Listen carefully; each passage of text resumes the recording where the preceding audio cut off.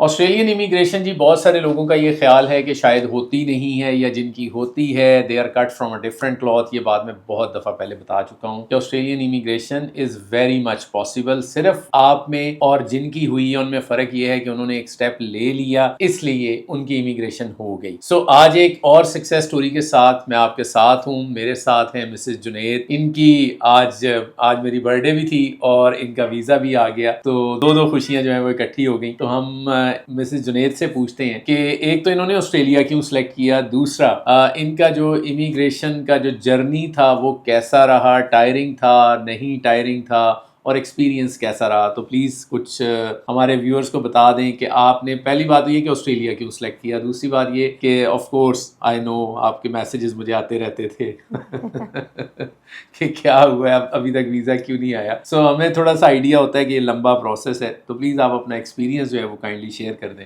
سب سے پہلے تو happy birthday to you. Thank you very much, بہت اور شکریہ. اس کے بعد آسٹریلیا کا پروسیس بہت پیشنس مانگتا ہے آپ سے. آپ یہ نہیں کہہ سکتے کہ آپ کسی بھی ایجنٹ کے پاس جائیں اور یہ کہیں گے ہم نے آپ کو پیسے دے دیے یا یہ ہمارے ڈاکومنٹس ہیں، ہمارا ویزا کل ہی آ جانا چاہیے. ایسے نہیں ہوتا. ابھی بھائی رابعہ سے بھی میری یہ بات ہو رہی تھی، وہ کہی تھی اتنا پیشنس دکھانا بڑی ہمت کی بات ہوتی ہے. آپ نے کبھی ہم سے کسی بات پہ آرگیو نہیں کیا. بات یہ ہے کہ چیزیں آن لائن یا ان کی ویب سائٹ پہ بہت اوپن پڑی ہے. اگر آپ وہاں سے چیز ریڈ کر لو تو آپ انڈرسٹینڈ کر سکو گے کہ ایجنٹ یا کوئی بھی solicitor they can't do anything, there is a process. وہ اپنے پروسیس سے ہی چلیں گے. سم ٹائمس ہم یہ کہہ کے خود کو تسلی دے دیتے ہیں کہ ہم نے ای میل کی ہے، لیکن مجھے لگتا ہے کہ وہ آپ کی ای میلس کو بھی بادر نہیں کرتے. بالکل ایسے ہی، بالکل ایسے. اور آسٹریلیا چوز کرنے کا بیسیکلی مقصد یہ تھا کہ آسٹریلیا کی اکانومی بہت اچھی ہے، کنٹری رہنے کے حساب سے اٹس ویری گڈ. اور اس کے بعد اس سب کلاس میں ہمیں بینیفٹس ملتے ہیں، جیسے ایجوکیشن فری ہے، اس کے بعد میڈیکل فری ہے. بالکل میڈیکل فری ہے. جاب سب کی کلاس اپرچونیٹیز 491 میں نا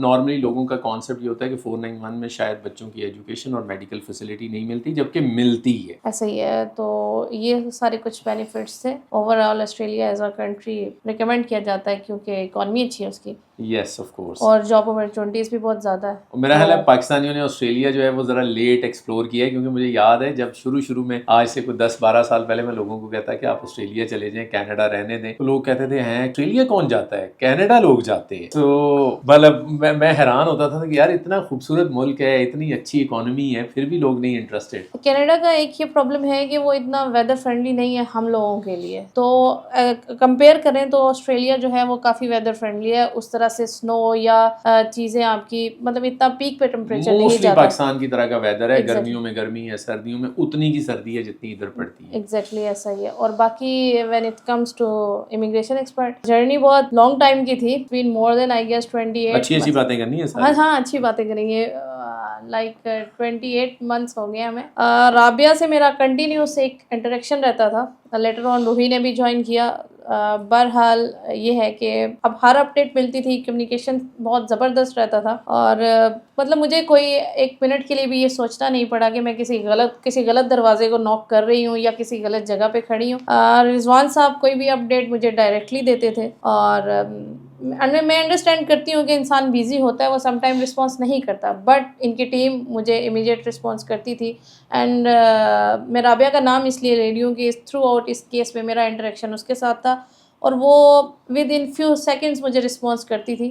بے شک وہ رسپانس سمجھ لیں ایک تسلی ہوتا تھا، لیکن مجھے پتا تھا کہ یار وہ دیکھ رہے ہیں، وہ رسپانس کر رہے ہیں، دے نو کہ چیزیں کیسی ہیں. باقی ایٹ دا اینڈ اپنے اینڈ پہ میں اپنی بھی ورکنگ کر کے رکھتی تھی. بہرحال اوور آل میں ریکمینڈ کروں گی کہ آپ لوگوں میں سے کوئی بھی اگر امیگریشن کرنا چاہتا ہے اور وہ اپنے لیے اپرچونیٹیز ایکسپلور کرنا چاہتا ہے، come and visit Mr Rizwan and ان کی team, they will help you. اور انشاءاللہ you will get your visa. Thank you very much Javeria, all the best. اور میری ویسے تو میں یوزلی ہر کلائنٹ سے یہ کہتا ہوں کہ چلیں اب اگلا انٹرویو جو ہے نا وہ آپ کا آج سے کچھ 1.5 سال کے بعد آسٹریلیا میں آ کے کریں گے، تاکہ ہم یہ جان سکیں کہ آپ کا journey from Pakistan to Australia, اور پھر آسٹریلیا میں سال تقریباً لگ جاتا ہے بندے کو سیٹل ہونے میں، تو کیسا لگا. لیکن آج تک میں پچھلے کوئی 14 ایئر سے نا صرف ایک بندے کا انٹرویو کر سکتا ہوں. وہ بھی آپ نے ریسنٹلی تو نہیں کیا؟ ریسنٹلی کی ہے، ادروائز میں جاتا ہوں اور واپس آ جاتا ہوں اور وداؤٹ کسی سے وہ اس طرح سے انٹریکٹ کیے ہوئے. But this time I met many of my clients.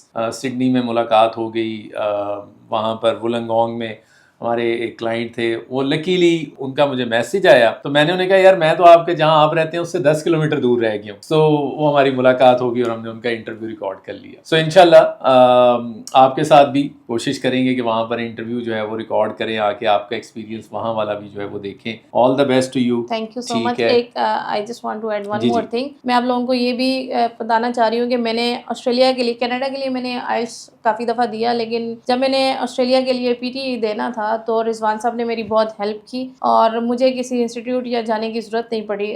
The way he guided می, اور وہ فرسٹ اٹیمپٹ میں ہی ایسا ہو گیا کہ میرے جو ہے وہ اسکور میں نے ایکوائر کر لیے جو ریکوائرڈ تھے. تھینک یو ویری مچ جی. انشاءاللہ نیکسٹ سکسیس اسٹوری کے ساتھ آپ کے پاس دوبارہ آئیں گے. Thank you for watching.